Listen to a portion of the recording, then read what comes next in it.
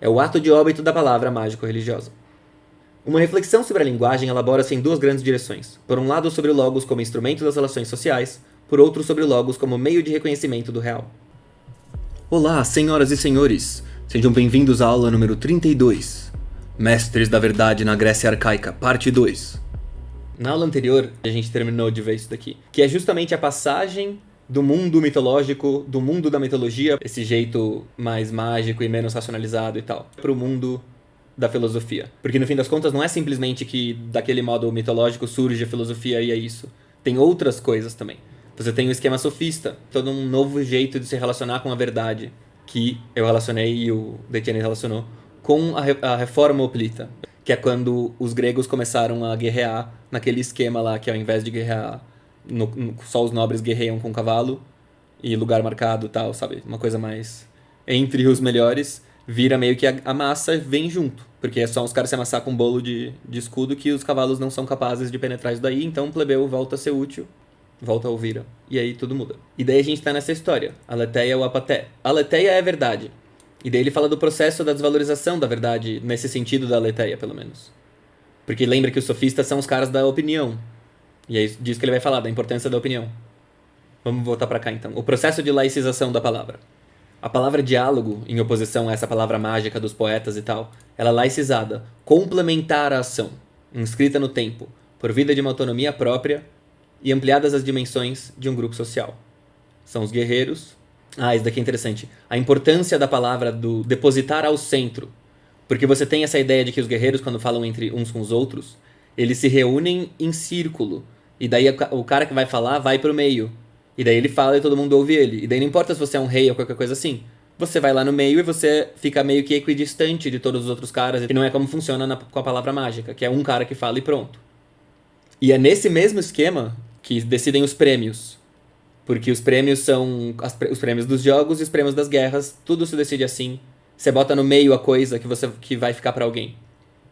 Um terreno pré-direito, onde surgem procedimentos que mais tarde serão os mesmos de um direito constituído. Então, a Assembleia dos Guerreiros, esse lugar onde os caras se reúnem e são todos iguais, meio que, sabe, fazem um círculo, trocam ideia ali, um com os outros, tipo, no mesmo nível, equidistantes. A Assembleia dos Guerreiros define o espaço material dos jogos. É dentro dos seus limites que desenrolam as principais provas. O espaço definido pela Assembleia não é um espaço informe, é um espaço centrado. Quando Aquiles traz os prêmios, que por generosidade principesca, põe em concurso, ele os deposita no centro. Quando você deposita o negócio no centro, quer dizer que vai ser do grupo, da roda. É meio que o põe na roda. Sabe essa expressão? É isso daqui que quer dizer o depositar o centro, mais ou menos. Porque ela virou... Ela foi meio que coletivizada, de certa forma. Mas é que de acordo com o mérito do grupo. Na Ilíada tem mó briga por causa disso. Quando Aquiles morreu, quem ficou com o prêmio foi o Ulisses, porque ele é um malandrão. Só que, na verdade, devia ter ficado pro Ajax. Porque esses prêmios têm que ir pro cara com mais mérito, não pro cara mais bem conectado e com melhor lábia, que é o Ulisses. Só que quem decide tudo eram os bambambam do rolê, que são os Atreides, os Agamenons e Menelaus da vida, essa família aí, que são os corruptos do rolê. E vai pro Ulisses o prêmio e o Ajax acaba sendo enlouquecido por causa dessa história. Então Ulisses captura um cara lá e põe ele ao centro, porque esse é o lugar reservado a uma bela presa que faz parte do butim dos aqueus, o prêmio de guerra lá. Podemos estabelecer uma equivalência entre o centro e o que é comum. Após cada vitória, após cada pilhagem, o butim retorna às mãos do chefe, às mãos daquele que representa a coletividade. Através do chefe de guerra, é o próprio grupo que exerce um direito de olhar sobre as riquezas. Pelo discurso veemente de Aquiles, sabemos somente que o rei distribui pouco, mas fica com muito. Esse é um discurso, ele faz referência aqui a um discurso que o Aquiles teve em que ele dá uma bronca no Agamenon. A briga do começo da Ilíada é exatamente isso. Os guerreiros se reúnem e o Agamenon é o rei dos reis, ele é o maior lá. Todos falam de igual para igual, apesar da diferente posição ali. E daí, então, o Aquiles faz mó crítica ao comandante dos comandantes ali, meio que de igual para igual, entre aspas. Eles estão entre reis. Mas o Agamenon é o rei dos reis supremo. E daí ele pune a insolência do Aquiles, aquela famosa história. Eles capturam uma mina lá que era filha do cara que era sacerdote do Apolo. E daí, os caras estão se ferrando o exército inteiro por causa disso. Daí eles descobrem que é por causa disso e falam, aí o Aquiles fala, beleza, Agamenon, tira aí então, de boa, só devolver a filha lá e acabou. Ele, não vou devolver nada, eu que mando aqui. E daí o Aquiles faz um puta discurso falando que ele fica com tudo, tal, não sei o quê. E ele fala, então beleza, não vou devolver, beleza, mas vou ficar com a sua mina então. Pôr ao centro significa pôr em comum. Centro é ao mesmo tempo o que é comum e o que é público. A partilha do butim e a atribuição dos prêmios nos jogos parecem obedecer a um mesmo mecanismo institucional. Quer dizer, quem vence o jogo e quem... Quer dizer, os melhores jogadores no jogo, sabe? A meritocracia dos jogos é a mesma coisa da meritocracia da guerra. Eles seguem exatamente a mesma lógica. Para toda uma tradição, a expressão pôr ao centro significa pôr em comum. Sabe? Daí seu exército ganhou, e daí não é que você vai distribuir tudo igualmente. Mas não é que você vai distribuir tudo só pro rei e pronto, entendeu? Existe toda uma lógica da guerra ali. Você tem que ver, mano, não tem essa. Tem um cara que matou geral, porra, esse cara merece coisas. Tem um cara que protegeu o mais importante, esse cara merece coisas, entendeu? Que eu já relacionei com isso. A lógica da distribuição dos frags, a lógica do mérito de quem fica com a kill. É o cara que pega o last hit ou é o cara que mama tudo pro cara do last hit? E daí você tenta resolver isso com assist, mas mesmo assim, não é simples definir o mérito de quem matou quem. Que obviamente é impossível não relacionar com a questão de quem matou quem na doença também hoje em dia, né? Entre o cetro e ponto central, as afinidades são essenciais. De fato, muito mais do que uma emanação do poder real, o cetro parece simbolizar, nesse costume, a soberania impessoal do grupo. Porque, não falei aqui, mas o cara que vai ao centro, ele pega um cetro na mão pra falar. Não é só que ele vai lá no meio, ele vai lá no meio e pega o cetro. Então o cetro simboliza a soberania impessoal do grupo. Tipo, o cara não tá falando só por ele mesmo. Falar no centro, nas assembleias militares, se não é falar em nome do grupo, é pelo menos falar daquilo que interessa ao grupo como tal. Assuntos comuns, especialmente assuntos militares. Isso aqui eu acho impossível não relacionar com os problemas da voz da mulher, que eu falei em outros textos já de empoderamento e tal. Que... Quando a mulher fala dos assuntos pessoais delas, ela tá quebrando isso daqui. Pra que serve a assembleia política? Pra mesma coisa que a assembleia militar e do jogo. Não é pra falar dos seus probleminhas, ou dos probleminhas de um cara. É pra falar do que concerne a coletividade. Em todos os níveis, nos jogos, na partilha do butim, na assembleia, o centro é sempre, ao mesmo tempo, o que está submetido ao olhar de todos e o que pertence a todos em comum. Um dos privilégios do homem de guerra é o seu direito da palavra. Isso daqui eu já li. Traduz perfeitamente um traço fundamental da relação social que liga o guerreiro ao guerreiro. A igualdade. Que igualdade? Sabe, toda essa coisa de igualdade? Como assim? Que igualdade que os gregos tinham? Esta igualdade que marca a instituição militar dos banquetes iguais, onde se reúnem os homens do Laos, que também caracteriza as assembleias guerreiras, onde cada um dispõe de um mesmo direito de palavra. A partir da epopeia, o grupo dos guerreiros tende a definir-se como o grupo dos semelhantes. Tem tudo a ver com... Na falange, os guerreiros são todos um cara com escudo. Como assim? Não tem um cara melhor que o outro. Não tem o fuzileiro e o cavaleiro. Não. É um cara com escudo. Eles são os iguais. O verbo dos guerreiros é também laicizado, além disso. Inscreve-se no tempo dos homens. Não é uma palavra mágica religiosa que coincide com a ação, que institui em um mundo de forças e potências. Ao contrário, é uma palavra que precede a ação, que é seu complemento indispensável. Antes de levar a cabo qualquer empresa, aqueus se reúnem para deliberar. Que eu falei que o poeta institui o real. Ele não simplesmente complementa o real. Porque literalmente ninguém lembra de nada do que aconteceu, exceto aquilo que o poeta cantou. Então o que ele cantou é real. Ele é alguma coisa ali. Ele, não importa se ele é exatamente o que aconteceu antes ou não, mas ele é objetivamente a memória do povo. Então ele institui uma coisa. Sendo que a palavra laicizada do diálogo, não. Ela tem a ver com o que está acontecendo. Ela totalmente depende do fato. Entende que o jeito de falar da mitologia, ele está descolado da realidade de uma forma que ele pode estar descolado da realidade dos homens e da realidade mundana e tudo mais, do que está acontecendo, de um jeito que o igualitário não. A racionalidade tem tudo a ver com essa igualdade nesse sentido. Com o falar no olho. A racionalidade é a verdadeira democracia. Mas sério, isso daí é zoeira, mas é sério. Instrumento de diálogo. Este tipo de palavra não mais obtém sua eficácia através de forças religiosas que transcendem os homens. Está fundado essencialmente no acordo do grupo social, que se manifesta pela aprovação e desaprovação. Tipo, convencer o cara, racionalmente, é essa igualdade e é essa aprovação. É nas assembleias militares que pela primeira vez a participação do grupo social funda o valor de uma palavra. Prepara-se nesse momento o futuro estatuto da palavra jurídica ou da palavra filosófica, da palavra que se submete à publicidade, que tira sua força do assentimento de um grupo social. Nas assembleias militares a palavra já é um instrumento de dominação sobre o outro, uma primeira forma de retórica. É no meio dos guerreiros profissionais que se esboçam algumas concepções essenciais do primeiro pensamento político dos gregos. O ideal de isonomia, representação de um espaço centrado e simétrico, distinção entre interesses pessoais e interesses coletivos. O demos, a palavra democracia é o demos representa a massa. Na época da Ilíada e tal, eles são bem mais plebes. Então o demos não ordena, não julga, não delibera. Não é, todavia, nem povo nem estado. O homem do demos, Tércites, e a maneira como Ulisses o trata marca os limites da palavra igualitária. É uma cena engraçada que os homens não estão motivados pra ficar lá na guerra em Troia. Tem um monte de gente morrendo, eles estão com a peste, eles estão, sabe, mó desmotivados e tal. Daí o Agamenon tem um sonho em que um deus sacaneia o Agamenon pra ele fazer besteira, e daí ele faz besteira. Ele vai lá e fala assim, pô, já sei, vou motivar os caras a ficarem mais animados, falando assim, já era, gente, vambora, vamos voltar pra casa, GG, perdemos, não tem essa. Já era. E aí eles vão falar, não, Agamenon, não, vamos ficar, não desiste, a gente vai ganhar. E daí vai dar tudo certo. Só que não é nem um pouco isso que acontece. Aí Agamenon chega lá pra fazer exatamente essa história, e aí geral fala, Uah! Ele descreve que, sabe, de repente teve um som gigantesco de comemoração, todo mundo... E daí, tipo, eles todos correram pros barcos pra fugir, pra voltar pra casa, que eles não queriam ficar na guerra.